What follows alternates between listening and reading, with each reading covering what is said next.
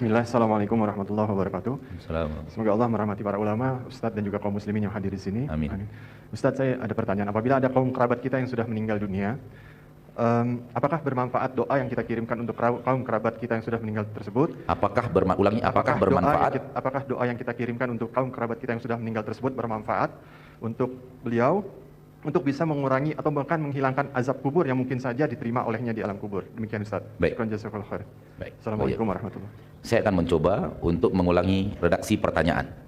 Kalau ada kaum kerabat kita yang sudah meninggal, apakah doa yang kita kirimkan untuk mereka bermanfaat? Bukankah begitu redaksi pertanyaan? Garis bawahi kalimat mengirimkan. Doa yang saya kirimkan untuk mereka, ngirimnya kemana? Coba kita analisa dengan baik. Doa yang saya kirimkan untuk mereka, kita ngirim doa kemana ini? Pernah nggak kita peduli dengan kalimat ini? Saya mengirimkan doa untuk orang tua saya, ngirimnya kemana? Ngirim ke alam barzakh. Paham nggak Pak? Ada yang aneh loh di sini. Kita mau ngirimkan doa, ngirimnya kemana? Pasti ada tempat yang dituju kalau namanya ngirim. Dari kita, oke. Kemana? Ke orang tua kita. Berarti kita kirim ke alam barzakh dong. Apa iya ada tempat mengirim ke alam barzakh? Nggak ada kan? JNE-nya JNE mana tuh yang bisa ngirim ke alam barzakh tuh? Tiki mana? Maksudnya tiki, maksudnya saya hanya memudahkan cara pemahaman. Ngirimnya ke sana. Kok ngirimnya ke sana sih?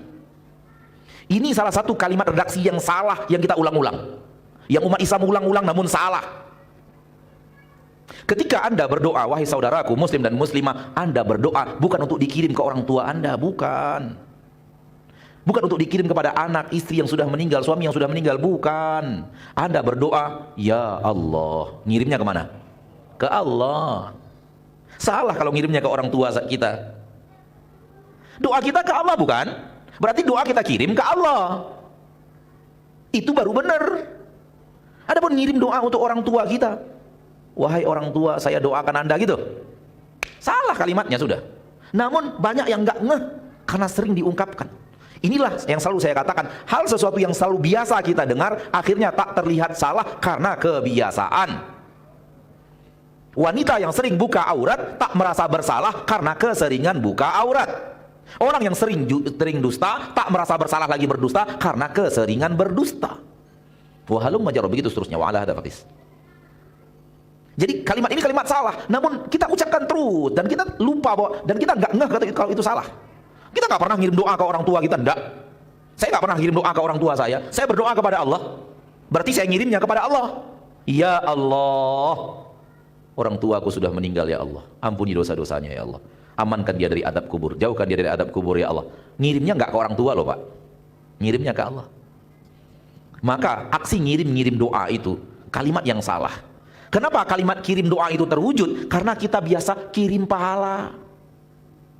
Kebiasaan kirim pahala, akhirnya terbawa kirim doa. Padahal kita nggak disuruh ngirim pahala, sebagaimana kita tidak disuruh mengirim doa. Kita disuruh beramal saleh, dengan kesolehan kita orang tua kita dapat pahala, bukan dikirim-kirim. Kalau kirim itu maknanya kita kirim dari kita, berangkat ke orang tua kita, di kita kosong. Sementara yang ada adalah kita beramal saleh, kita dapat pahalanya, orang tua dapat pahala yang sama. Nggak ngirim. Baik, kalau sudah mengerti ini saya jawab, kalau kita berdoa kepada Allah, ya Allah amankan orang tua saya dari adab kubur, misalnya amankan, jauhkan dari adab kubur orang yang saya cintai, anak saya, istri saya, orang tua saya dan semacamnya, ya. Maka kalau Allah kabulkan doa kita, maka bermanfaat. Kalau Allah kabulkan doa kita, bermanfaat. Semisal itu, semisal tadi yang ditanyakan, semisal sekiranya, itu tentu kita tidak mau orang tua kita sudah meninggal ternyata sekira-kira teradab kubur. Lalu kita berdoa sebagai seorang anak, berdoa kepada ya Allah jauhkan orang tuaku dari adab kubur. Ternyata doa kita itu dikabulkan Allah, maka orang tua kita berhenti adabnya di alam kubur, karena doa kita dikabulkan Allah. Begitu. Namun kita tidak pernah tahu bagaimana caranya, apakah kita tidak pernah tahu. Oleh karena itu berdoa, rajin sajalah berdoa. Karena kalau dikabulkan, alhamdulillah, tidak dikabulkan kita dapat pahala berbakti kepada orang tua kita. Dan di akhirat pasti mendapatkan pahala dari doa-doa yang banyak kita ungkapkan kepada orang tua kita. Kata Nabi SAW, ada seorang lelaki, seorang ayah mendapatkan tempat yang sangat tinggi di surga Allah, dan dia heran-heran, kok tempat saya ketinggian banget, luar biasa, apa ini, amal saya tak seberapa. Kata Allah Tabaraka wa Ta'ala, itu karena anakmu yang rajin minta ampun untuk dirimu. Maka tetaplah kirimkan doa kepada siapa? Allah, bukan kepada orang tua kita. Ini yang bisa saya jawab. Allahu a'lam.